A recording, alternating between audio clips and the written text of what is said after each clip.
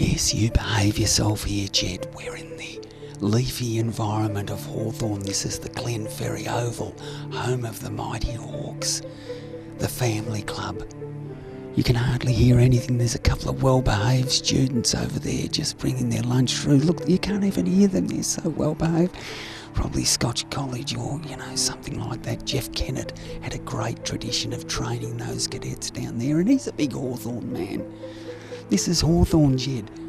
John Kennedy, their legendary coach. I wouldn't be smiling if I were you, mate. You'll go to the headmaster if you carry on like that. I'm going to stand up and ignore you now, you naughty boy. You're in Hawthorn now.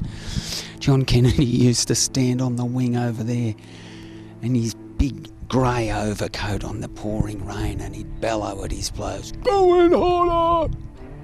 Do something!" You could hear him on the other side of the ground over there, but what a team he had to work with. I mean, in the 50s and that, he was a struggling ruckman, but in the 60s, he got Hudson. He had Peter Knights. He had tough players. He had Keddy, blokes like that. They were the family club. They were called the Kennedy Commandos.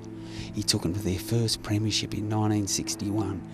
And they learnt how to use this ground, which is like a sardine can. The wings are, it's not far from one wing to the other. Malcolm Blight could probably do it with a torpedo. And they'd clear out everything for Hutto.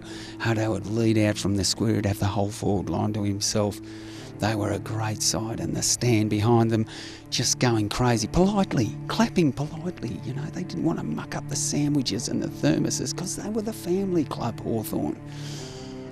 "Do something," he'd yell over there.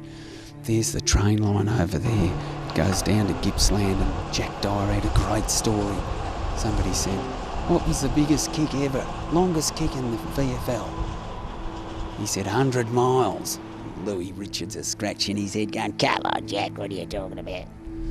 A bloke kicked it out on the full over there. It went into the back of a goods train and ended up in Warrigal. That's 100 miles. Yeah, good on you, Jack, the greatest man in football.